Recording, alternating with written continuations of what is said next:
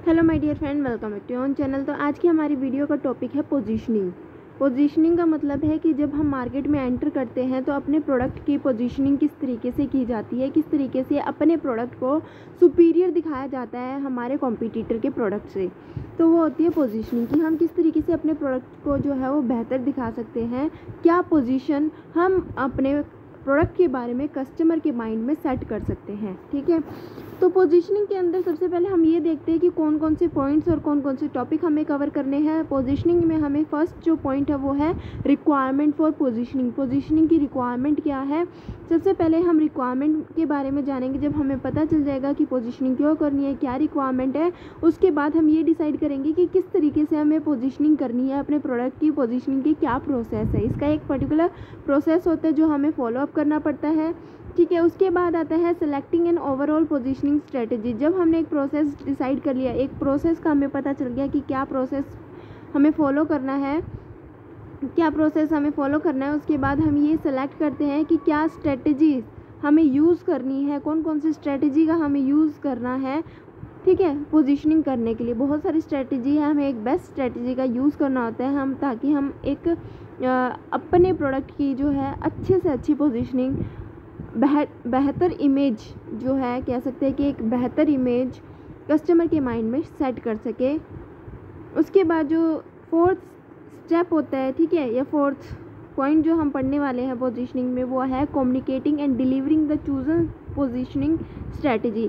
अब जो भी हमने पोजीशनिंग करने की स्ट्रेटजीज़ को चूज़ किया कि हाँ हम ये स्ट्रेटजी का यूज़ करेंगे, इस तरीके से हम अपने प्रोडक्ट की पोजीशनिंग कस्टमर के माइंड में करेंगे, तो वो चीज़ें बताना, कम्युनिकेट करना कस्टमर्स को। ठीक है, तो यही कुछ पॉइंट्स है जो हम कवर अप करने वाले हैं। इन केस एग्ज़ाम में क्वेश्चन आता है पोजीशनिंग क्या होता है, या फिर इन 4 पॉइंट से रिलेटेड कोई भी जो है क्वेश्चन आ सकता है। ठीक है, तो आप ये सारे पॉइंट जो है अच्छे से डिस्कस कीजिए, क्योंकि एग्ज़ाम में 23 शीट्स टोटल आपको मिलेंगी। ठीक है, 23 शीट्स होंगी जिसमें आपको 5 क्वेश्चन करने होते हैं। कई बार ऑप्शन भी आता है कि एक क्वेश्चन के 2 पार्ट होते हैं, एक क्वेश्चन के 3 पार्ट होते हैं। उस हिसाब से जो है आपको ज़्यादा से ज़्यादा 3 या 4 पेजेस के अंदर जो है इसको राइट डाउन करना होता है। तो इन पॉइंट्स को जो है बेसिकली याद रखिए, ताकि आप अच्छे से जो है क्वेश्चन कर सको। अब हम डिटेल में जानते हैं। पोजीशनिंग से पहले क्या आता है, मार्केट टारगेट की जाती है, और टारगेट से पहले क्या होता है, सिलेक्शन किया जाता है, यानी कि मार्केट को सेगमेंट में डाला जाता है। तो अब हम पढ़ते हैं हमारा थर्ड स्टेप पोजीशनिंग का। जो पोजीशनिंग होती है, ये क्या हमारा थर्ड स्टेप होता है। जब भी एक कंपनी सोचती है कि हाँ या तो वो मास लेवल पे मार्केटिंग करेगी या फिर वो टारगेट मार्केटिंग करती है। इन केस एक कंपनी मास मार्केटिंग ना करके टारगेट मार्केटिंग करती है, तो टारगेट मार्केटिंग के केस में 3 स्टेप्स को फॉलो अप करना पड़ता है। फर्स्ट है हमारा सेगमेंट बनाना, सेकंड है उन मार्केट सेगमेंटेशन, यानी कि पूरी की पूरी मार्केट को डिवाइड कर देना। उसके बाद आता है टारगेट करना, 2 या 3 मार्केट को टारगेट करने के बाद जो लास्ट थर्ड स्टेप होता है वो होता है पोजीशनिंग की, किस तरीके से हम अपने प्रोडक्ट की पोजीशनिंग कस्टमर के माइंड में करें। ठीक है, तो पोजीशनिंग क्या होता है और अच्छे से समझते हैं। After the company had decided it's target market strategies, the next managerial challenge is to decide what position it want to occupy in the selected segment. Therefore, product positioning should be assessed by measuring the consumers or organizational buyers' perceptions and preferences for the product in relation to its competitors. तो basically क्या कहा गया है कि क्या position हम अपने product की कस्टमर के माइंड में सेट करें। यहाँ पे कस्टमर या बायर की अगर हम बात करें, वो कोई भी हो सकता है। बायर कौन कौन से होते हैं, बायर की अगर हम बात करें, या तो वो कंज्यूमर्स होते हैं या फिर ऑर्गेनाइजेशनल बायर होते हैं। कंज्यूमर कौन से होते हैं, जो अपने पर्सनल यूज़ के लिए गुड्स को परचेज़ करते हैं। ऑर्गेनाइजेशनल बायर्स भी गुड्स को परचेज़ करते हैं, रॉ मटेरियल को परचेज़ करते हैं, ना कि वो खुद अपने पर्पज़ के लिए करते हैं, बल्कि रीसेल पर्पज़ के लिए करते हैं। ऑर्गेनाइजेशनल बायर्स में कौन कौन आ सकता है, प्रोड्यूसर आ सकते हैं, होलसेलर आ सकते हैं, रिटेलर आ सकता है, गवर्नमेंट एजेंसीज आ सकती है, जो कि हमने एक प्रीवियस वीडियो में हमारी की है कि कौन कौन से बायर्स होते हैं, ऑर्गेनाइजेशनल बायर कौन होते हैं और कंज्यूमर्स कौन होते हैं। अब जो भी हम प्रोडक्ट लेके आ रहे हैं, चाहे वो ऑर्गेनाइजेशनल बायर्स के लिए, चाहे वो कंज्यूमर्स के लिए है, तो हम किस तरीके से पोजीशनिंग करें हमारे प्रोडक्ट की कस्टमर्स के माइंड में, उनका किस तरीके से परसेप्शन, नज़रिया जो है वो चेंज करें, कि उनको ये बताना चाहें, उनको ये कहें कि हमारा प्रोडक्ट बेहतर है हमारे कॉम्पिटिटर के प्रोडक्ट से। जो मार्केट में आपको प्रोडक्ट अवेलेबल है, ठीक है, हमारे जो कॉम्पिटिटर्स का प्रोडक्ट है उससे बेहतर हम अपना प्रोडक्ट जो है मार्केट में सेल कर रहे हैं, यानी कि एक बेहतर पोजीशन कस्टमर के माइंड में सेट कर देना। अब आता है brand positioning involve implanting the brand unique benefit and differences in customer mind, यानी कि बहुत सारे मार्केट में ब्रांड होते हैं, हर एक ब्रांड के अपने यूनिक बेनिफिट्स होते हैं, हर एक ब्रांड आपस में जो है वो डिफरेंट है। तो ये जो डिफरेंट है यही क्या है, एक तरीके से पोजीशनिंग होती है। ये डिफरेंस ही क्या होता है, पोजीशन होता है कि किस तरीके से एक कंपनी अपने प्रोडक्ट को अपने कॉम्पिटिटर के प्रोडक्ट से डिफरेंट शो करे। अगर सेम प्रोडक्ट है, सेम बातें कही जा रही है उस प्रोडक्ट के बारे में और कॉम्पिटिटर के प्रोडक्ट के बारे में, तो क्यों एक कंज्यूमर आपके प्रोडक्ट को खरीदेगा रेदर देन कॉम्पिटिटर्स के प्रोडक्ट को। ठीक है, कि अगर कुछ डिफरेंस लगेगा कस्टमर को, हाँ भाई ये कुछ नया है, कुछ अच्छे बेनिफिट्स हमें इससे मिल सकते हैं, तभी तो कस्टमर आपके प्रोडक्ट को खरीदेगा ना। Example, a Maggi noodle is position in Indian market as a convenience food which can solve the frequent food demand of the growing kids. अब मैगी नूडल्स है, उसने अपने प्रोडक्ट के बारे में क्या पोजीशनिंग की हुई है अपने प्रोडक्ट के बारे में कि भाई 2 मिनट में तैयार हो जाएंगे। आपकी जो इंस्टेंट हंगर है उसको ख़त्म करने के लिए, ठीक है, क्या यूज़ करो आप, मैगी खाओ, मैगी 2 मिनट में बन जाएगी। ठीक है, ये पोजीशन कस्टमर्स के माइंड में सेट की हुई है। हालांकि वो बनती नहीं है 2 मिनट में, लेकिन पोजीशनिंग इस तरीके से की हुई है जिससे कि बाकी प्रोडक्ट से वो डिफरेंट लगे। डव सॉप की अगर हम बात करें तो जो डव सॉप की कंपनी है उसने क्या पोजीशन जो है वो सेट की हुई है अपने प्रोडक्ट के बारे में, डव सॉप के बारे में कस्टमर के माइंड में। वैसे तो सॉप बहुत सारी है, लेकिन किस तरीके से डव जो है बाकी अदर सॉप से डिफरेंट है। It position as a premium brand in the market, बहुत ही प्रीमियम क्वालिटी का ब्रांड है with high moisturiser content which can be use as a face wash also. Dove soap कहता है कि भाई आप इस सोप को जो है वो फेस वॉश के लिए भी यूज़ कर सकते हो। इसके बाद आता है हमारा विक्स वेपोरब। ठीक है, it is position as a rub exclusively for the purpose of cold and cough relief. तो इन सब ने क्या किया है, देखा हमने कि किस तरीके से हर एक प्रोडक्ट ने अपने पोजीशनिंग कस्टमर के माइंड में सेट की होगी।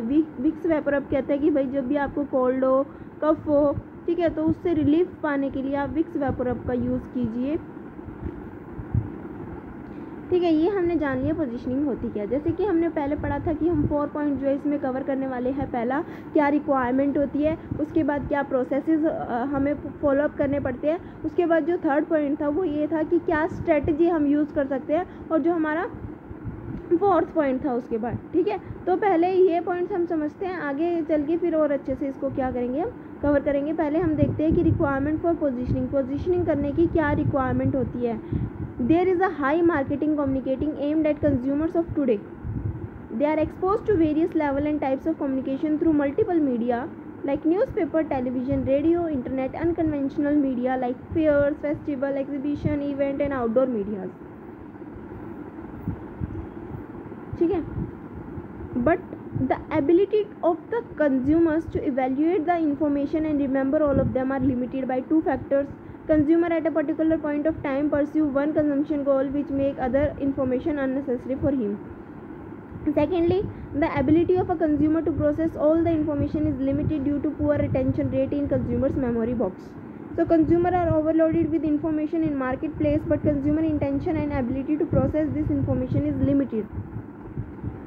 So to simplifying the buying process and reduce the mental tension, consumer group information about competing products and evaluating them on perceptual attributes depending on perceived quality to create different position in their mind. क्या कहा गया, हमें positioning बनाने की क्यों ज़रूरत है एक मार्केट के अंदर। ठीक है, बहुत सारे प्रोडक्ट है, बहुत सारी ब्रांड के प्रोडक्ट है, कंज्यूमर कंफ्यूज हो चुका है कि कौन से प्रोडक्ट को वो परचेज़ करे। अगर हम किसी भी एक प्रोडक्ट की बात करते हैं तो उसके बहुत सारे प्रोडक्ट है, बहुत सारे ब्रांड्स है, तो एक कंज्यूमर के लिए पॉसिबल नहीं है कि हर एक प्रोडक्ट को, हर एक ब्रांड को वो क्या करे, यूज़ करे या हर एक प्रोडक्ट को याद रखे।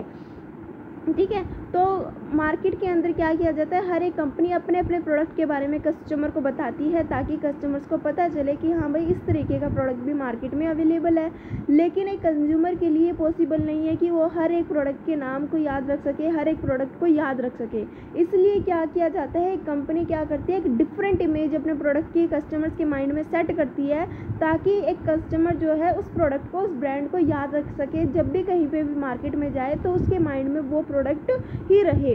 क्यों, एक कंपनी क्या करती है, मान लो अगर एक बार एडवर्टाइजमेंट कर दी, बहुत सारे एडवर्टाइजमेंट एक दिन के अंदर आती है, तो ये पॉसिबल नहीं है ना कि कस्टमर के लिए कि हर एक प्रोडक्ट के बारे में, हर एक डिफरेंट प्रोडक्ट या हर एक डिफरेंट ब्रांड के बारे में वो याद रख सके। तो एक कंपनी को क्या करना होता है, कॉन्टिन्यूस बेसिस पे अपने प्रोडक्ट के बारे में कस्टमर को बताना होता है। एक डिफरेंट पोजीशन जो है कस्टमर के माइंड में क्रिएट करनी होती है। जैसे कि डव सोप की हमने बात की, वो क्या है, इसको हम फेस वॉश भी यूज़ कर सकते हैं। विक्स वेपोरब की बात करें तो विक्स वेपोरब ने क्या पोजीशनिंग बनाई है कि भाई आपको कोल्ड हो, कफ हो, तो उससे रिलीफ लेने के लिए आप जो है इसका यूज़ कर सकते हो। मैगी ने एक इमेज बनाई है कि 2 मिनट्स में जो है वो ये रेडी हो जाएगी। तो इस तरीके से हर एक ब्रांड जो है एक इमेज बनाता है, एक इस तरीके से पोजीशन बनाता है कि वो कस्टमर याद रख सके। ठीक है, कुछ डिफरेंट करके दिखाता है, कुछ डिफरेंट जो है बातें बताता है।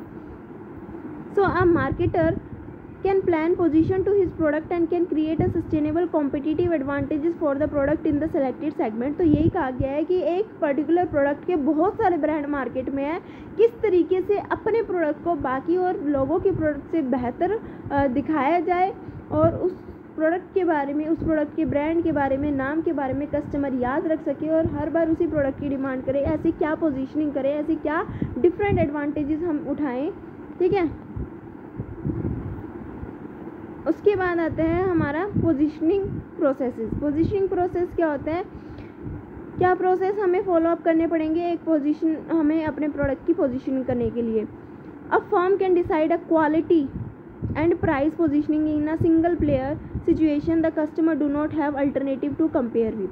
अब क्या है, कुछ ऐसा प्रोडक्ट है कि एक ही कंपनी इसको सेल कर रही है, अब कस्टमर के पास चॉइसेस नहीं है कि वो बाकी दूसरी कंपनी के प्रोडक्ट के साथ क्या कर सके, कंपेयर कर सके। ठीक है, तो यहाँ पे कंपनी किस तरीके से पोजीशनिंग करती है, वो क्वालिटी या प्राइस के बेसिस पे पोजीशनिंग करती है। ठीक है, हो सकता है कि वो अच्छी से अच्छी क्वालिटी अपने कस्टमर्स को ऑफर करे। ठीक है, या फिर हो सकता है कि कम से कम प्राइस में कस्टमर्स को जो है प्रोडक्ट ऑफर करे।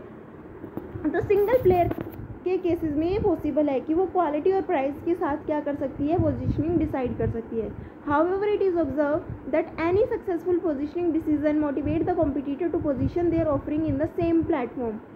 Therefore, over a period, product cluster are formed in the market with similar offering। तो इसमें क्या कहा गया, ऐसा पॉसिबल नहीं है कि एक मार्केट में एक ही प्रोडक्ट हो। अब जहाँ पे लगता है कि हाँ एक सिंगल प्रोडक्ट बिक रहा है और उस प्रोडक्ट के थ्रू एक कंपनी अच्छा खासा प्रॉफिट मार्जिन अर्न कर रही है, तो उस प्रॉफिट से जो है अट्रैक्ट होकर बाकी और कंपनीज भी उस तरीके के प्रोडक्ट में इन्वेस्ट करना चाहेगी, उस तरीके की और डिफरेंट ब्रांड्स मार्केट में लाएगी और डिफरेंट स्ट्रेटजीज का यूज़ करेगी प्रोडक्ट को ऑफर करने में मार्केट में, और मार्केट की शेयर करने में, मार्केट को कैप्चर करना चाहेगी।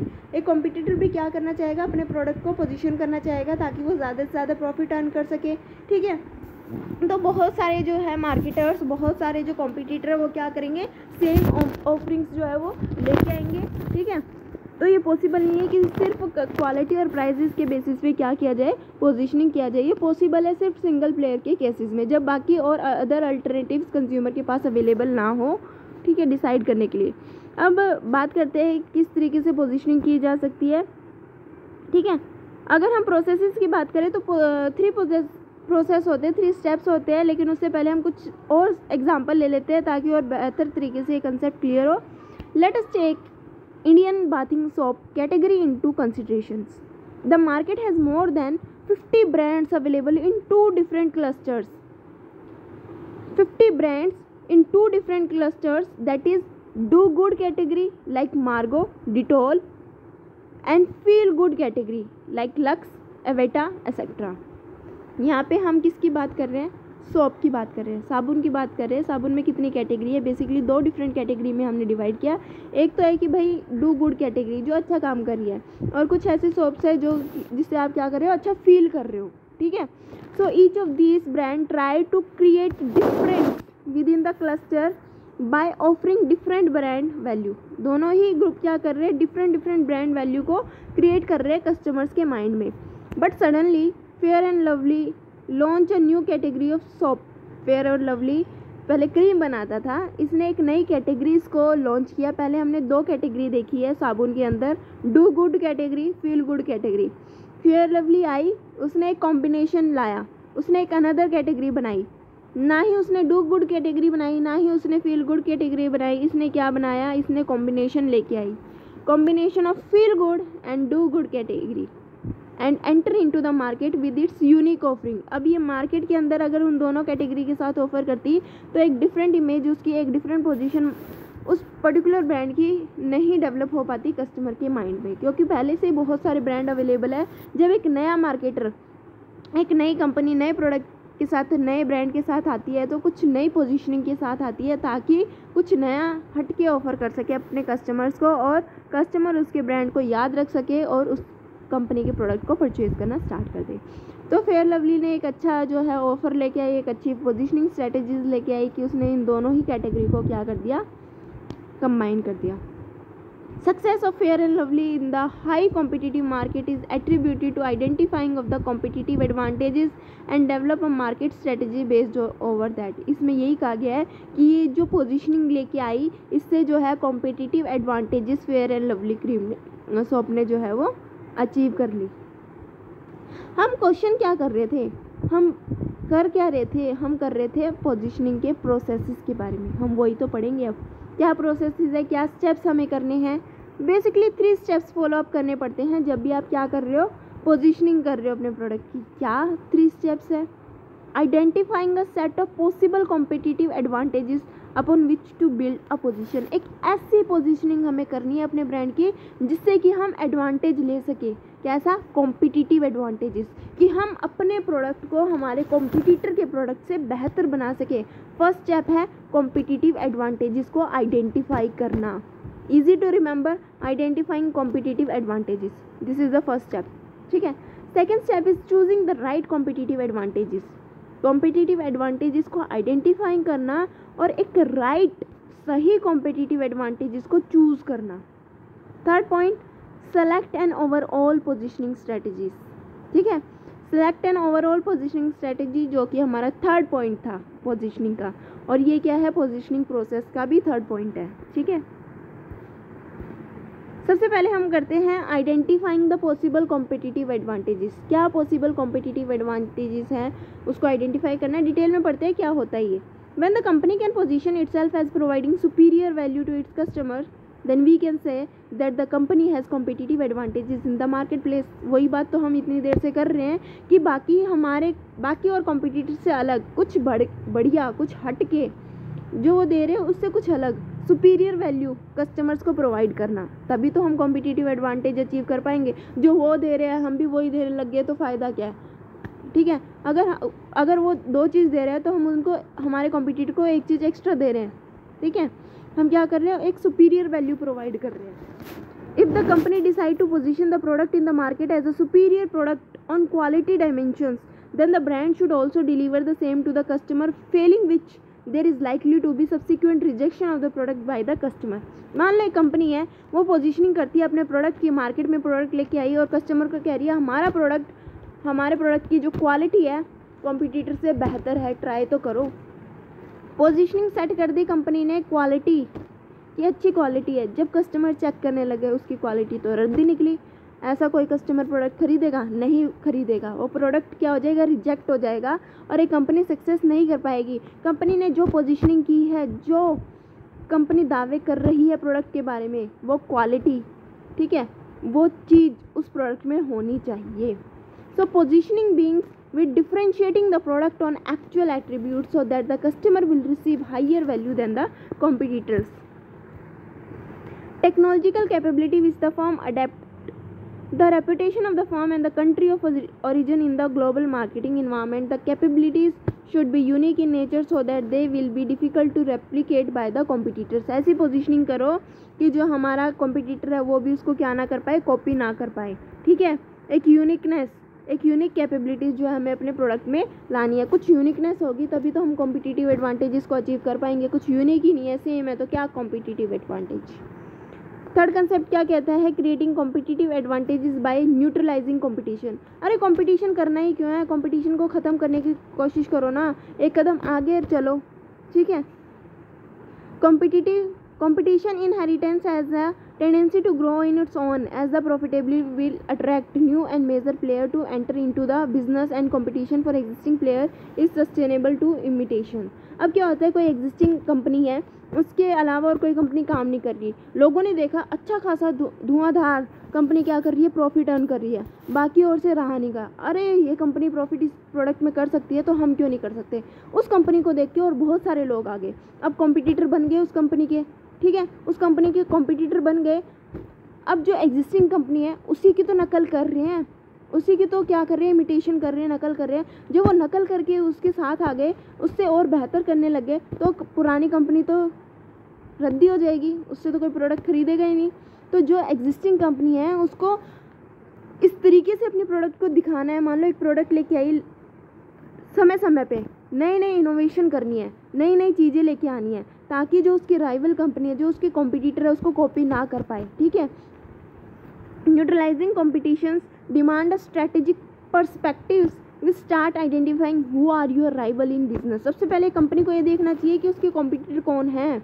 There may be large number of player but the firm has to decide with whom he has to fight in the market for that segment. Identifying the strategic group, बहुत सारे groups है, बहुत सारे company है जो क्या कर रही है, सेम तरीके के ब्रांड्स को और सेम तरीके के प्रोडक्ट को मार्केट में सेल कर रही है।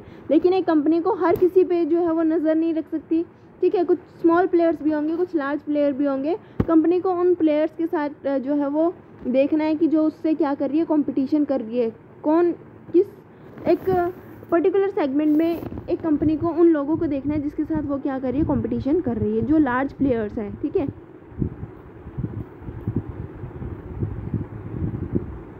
Manager should understand the capabilities of the competitors. Manager should understand the capability of the competitor which can be neutralise through tactic sale promotions program, for instance. However, a sustained effort is necessary to develop a strategy to neutralize the competition. The manager should try to create barriers to the imitations of his strategy. एक manager को ये देखना चाहिए कि उसके competitor की क्या strategy है, क्या कैपेबिलिटीज़ है, ठीक है, क्या कैपेबिलिटीज़ एक कॉम्पिटिटर की है, ताकि वो क्या कर सके, जो भी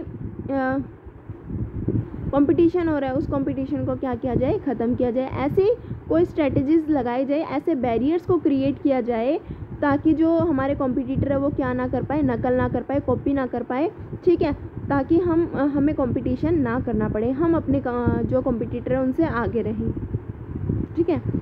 तो हमने क्या क्या इसके अंदर पढ़े हैं। पहले क्या करना है, हमें क्या कॉम्पिटिटिव एडवांटेजेस को फाइंड आउट करना है। कॉम्पिटिटिव एडवांटेजेस में हमें ये कहा गया कि हमें एक बेहतर जो है पोजीशनिंग करनी है अपने प्रोडक्ट की हमारे कॉम्पिटिटर से, ताकि हम एक कॉम्पिटिटिव एडवांटेजेस को ले पाएँ, यानी कि एक सुपीरियर वैल्यू को क्रिएट करना है, ठीक है। दूसरा पॉइंट हमने ये पढ़ा कि हमें कंपटीशन नहीं करना, हमें कंपटीशन से बाहर रहना है, कुछ आगे रहना है, ठीक है। हमें हमेशा हर कदम आगे रहना है, क्योंकि एक कंपनी प्रॉफिट अर्न कर रही है तो बाकी बहुत सारे लोग उसको फॉलो करने स्टार्ट करते हैं। तो एक कंपनी को कॉन्टीन्यूस बेसिस पे अपने प्रोडक्ट में मॉडिफिकेशन करते रहना है, ठीक है। अच्छी से अच्छी क्वालिटी, कम से कम प्राइस में, बेहतर से बेहतर प्राइस में एक कंपनी को अपने प्रोडक्ट को कस्टमर्स को देना है। Choosing the right competitive advantages. After identifying possible competitive advantages, firm has to decide the best suitable one over which the positioning strategy will be based upon. Therefore, it should decide about the number of possible differences and which one is particular to promote. Promoting a single difference on which the company has a different advantages than its competitor, the strategy has come to be known as a unique selling proposition. Right, competitive advantages का मतलब यही होता है कि हमें एक USP create करनी है जो किसी के पास भी नहीं है, ठीक है। एक यूएसपी, एक डिफरेंट कैरेक्टरिस्टिक हमें अपने प्रोडक्ट का लेके आना है। As we have said, Advantage should be such that it should be difficult for the competitor to copy, but a unique advantage is always run the risk of imitation and hence the firm will lose its competitive advantages very soon. हमने कहा एक USP लेके आनी है, एक unique selling proportion लेके आना है, ठीक है, जो अभी तक किसी ने फॉलो नहीं किया, क्योंकि बहुत सारे प्रोडक्ट है जो अपने प्रोडक्ट की क्या करते हैं, मार्केटिंग करते हैं, तो it's not possible for the customer to remember all of this, ठीक है, ऑल द प्रोडक्ट को रिमेंबर करना एक कस्टमर्स के लिए पॉसिबल नहीं है। तो कुछ ऐसा यूनिक लेके आए ना कि एक कस्टमर याद रख सके, हाँ ये तो मैंने पहली बार सुनी है, कुछ नया ट्राई करना चाहिए। अब जहाँ पे यूनिकनेस की बात आ जाती है ना, यहाँ पे कुछ अलगपन की बात आ जाती है, तो वहाँ पे रिस्क होता है कि हमेशा आपके कॉम्पिटिटर आपको कॉपी करेंगे ही कॉपी करेंगे, तो आपको हमेशा ये बात ध्यान में रखनी है। इसके बाद आता है हमारा selecting and overall positioning strategy. Overall positioning strategies को किस तरीके से हम जो है वो सिलेक्ट कर सकते हैं, क्या क्या ओवरऑल स्ट्रेटजी का यूज़ करते हैं। Product positioning strategy is decided by analysing the feature of the product. किस तरीके से हम पोजीशनिंग करते हैं, प्रोडक्ट के फीचर के बेसिस पे, ठीक है, प्रोडक्ट के प्राइजेस के बेसिस पे, और प्रोडक्ट के यूजेस क्या है, और बहुत सारे फैक्टर्स हैं जिसके बेसिस पे हम क्या करते हैं, पोजीशनिंग स्ट्रेटजीज़ का यूज़ करते हैं, किसी एक पर्टिकुलर फैक्टर के बेसिस पे नहीं करते, ठीक है। क्या क्या फैक्टर होते हैं, हम अच्छी क्वालिटी दे सकते हैं कस्टमर को, अच्छे से अच्छा प्रोडक्ट दे सकते हैं, कम से कम प्राइस में दे सकते हैं, बहुत सारे बेनिफिट जो है प्रोडक्ट के कस्टमर्स को प्रोवाइड कर सकते हैं, प्रोडक्ट का डिज़ाइन, ठीक है, बहुत सारे जो है चीज़ें होती है जिसके बेसिस पे हम क्या कर सकते हैं, पोजीशनिंग स्ट्रेटजी को दे सकते हैं। फर्स्ट है alternative basis for positioning. Marketer use a number of alternative basis for positioning their product while positioning a product. Specific features may be highlighted. Price and specific performance feature are used usually as a basis for positioning. कई लोग क्या करते हैं, अपने product की positioning करने के लिए प्राइस को और उस प्रोडक्ट के फीचर्स को क्या करते हैं, लेके चलते हैं एक डिफरेंट कैरेक्टरिस्टिक के बेसिस पे। डिफरेंशिएशन किस बेसिस पे करते हैं, प्राइसेस के बेसिस पे और उस प्रोडक्ट के परफॉर्मेंस या फीचर्स के बेसिस पे। सेकेंड आता है हमारा positioning on benefit, problem solving और नीड। किस बेसिस पे क्या किया गया है, पोजीशनिंग की गई है कि ये प्रोडक्ट यूज़ करो, इसके बहुत सारे बेनिफिट्स हैं, ठीक है, ये आपकी जो प्रॉब्लम है उसको सॉल्व कर देगा। आज के समय में बहुत सारे लोगों की बहुत सारी प्रॉब्लम है। अगर हम बात करें, कई लोगों की स्किन पे एलर्जी हो जाती है तो उसके लिए उनको प्रोडक्ट चाहिए, कई लोगों के हेयर फॉल बहुत ज़्यादा होता है, डैंड्रफ बहुत ज़्यादा होता है, उसके लिए उनको प्रोडक्ट चाहिए। तो कोई ऐसी कंपनी है जो कह रही है कि आप ये वाला शैम्पू यूज़ करो या फिर ये वाली क्रीम यूज़ करो, ठीक है, आपकी जो एलर्जी है वो ख़त्म हो जाएगी, आपका जो डैंड्रफ है वो ख़त्म हो जाएगा। तो ये उन लोगों के लिए बेहतर है जो कस्टमर इस तरीके की प्रोडक्ट चाहते हैं, ठीक है। तो ये क्या है, एक तरीके की स्ट्रैटेजी है जो यूज़ की जाती है प्रोडक्ट को पोजीशनिंग करने के लिए मार्केट में। So in this positioning strategy marketer highlights the benefit of the product. इस स्ट्रैटेजी में क्या होता है कि जो मार्केटर होता है वो प्रोडक्ट के बेनिफिट्स को शो करता है कस्टमर को कि हम आपको क्या कर रहे हैं, बेनिफिट्स दे रहे हैं, और कस्टमर्स को बेनिफिट ही चाहिए होता है। जिसको स्किन एलर्जी है वो कहेगा कि मुझे स्किन ऐसा कोई प्रोडक्ट हो जिससे कि मेरी जो एलर्जी है वो ख़त्म हो जाए। तो एक तरीके से उसको बेनिफिट मिल रहा है प्रोडक्ट में। हाँ, बहुत सारे मान लो क्रीम है, बहुत सारी सेम क्रीम है, लेकिन जो क्रीम ये कह रही है कि हाँ भाई आप ये वाली क्रीम का यूज़ करो और इससे आपकी एलर्जी ख़त्म हो जाएगी, तो ये क्या है, कस्टमर के माइंड में रहेगा और वो जाके इमीडिएटली उसको परचेज़ करेगा। तो क्या आप ऐसे डिफरेंट एडवांटेजेस कस्टमर को दे रहे हो। हम बात करते हैं एग्जांपल्स की ताकि अच्छे से क्लियरिटी आए। Herbal cosmetics focus on natural product which has no side effects and skin friendly et cetera. इसके बाद हम किस बेसिस पे पोजीशनिंग कर सकते हैं, positioning for specific uses occasion. की कुछ ऐसे प्रोडक्ट होते हैं जो स्पेसिफिक ओकेजन पे यूज़ किए जाते हैं या स्पेसिफिक उनका जो है वो यूज़ होता है, जैसे कि here positioning is based on specific usage occasions means for example Maggi 2-minute noodles suggest preparation of snacks as fast as possible. Positioning for users category, product is positioned based on the category of the users. For example, Electrolux fully automatic washing machine whose users are those whose hands are clean, lotion and nail polish and they are sophisticated and intelligent. User category आ गई कि भाई automatic machine आ गई। पहले क्या होता था, हाथ से कपड़े धोते थे, ठीक है, फिर नई मशीन आई जिसमें क्या है आप मशीन में जो है वो कपड़े धो सकते हो, लेकिन अब और भी फुल्ली ऑटोमेटिक मशीन आ चुकी है कि आपको कुछ नहीं करना, बस वो अपने आप धो जाएंगे, अपने आप निचोड़ जाएंगे, अपने आप ही सूख जाएंगे, बस आपको क्या करना है, रस्सी पर टांगना है। उसके बाद आता है पोजीशनिंग अगेंस्ट अनदर प्रोडक्ट।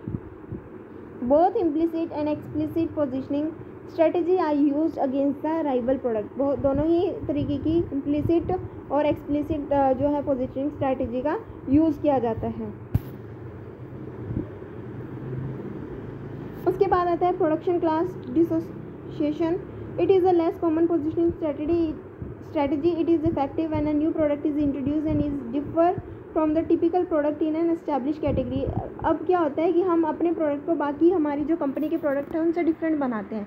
हमारी कंपनी में बहुत सारे प्रोडक्ट हैं, ठीक है, लेकिन जब हम एक नया प्रोडक्ट लॉन्च करते हैं तो हम उसको क्या करेंगे, डिफरेंटली शो करेंगे, ठीक है, ताकि कस्टमर को पता चले कि हाँ, ये कंपनी ने नया कुछ प्रोडक्ट जो है वो लेके आई है एक डिफरेंट पोजीशनिंग के साथ, ठीक है, एक डिफरेंट पोजीशनिंग के साथ। सबसे पहले क्या था, एक एग्जांपल अगर मैं लूँ सर्फ एक्सेल का, ठीक है, तो सर्फ एक्सेल मैटिक, ठीक है, तो इस तरीके से क्या किया, एक नए प्रोडक्ट को जो है वो लाया गया, डिफरेंट क्लास के साथ डिफरेंट जो है नए प्रोडक्ट को नए तरीके से इंट्रोड्यूस किया गया नई पोजीशनिंग के साथ। उसके बाद आता है हमारा हाइब्रिड बेसिस। हाइब्रिड बेसिस में हम क्या होता है, बहुत सारे दो ज़्यादातर क्या करते हैं, बेसिस सेलेक्ट करते हैं पोजीशनिंग के लिए। हो सकता है हम क्वालिटी और प्राइस दोनों को लेके चले, हो सकता है हम प्राइस और फीचर्स को लेके चले, ठीक है।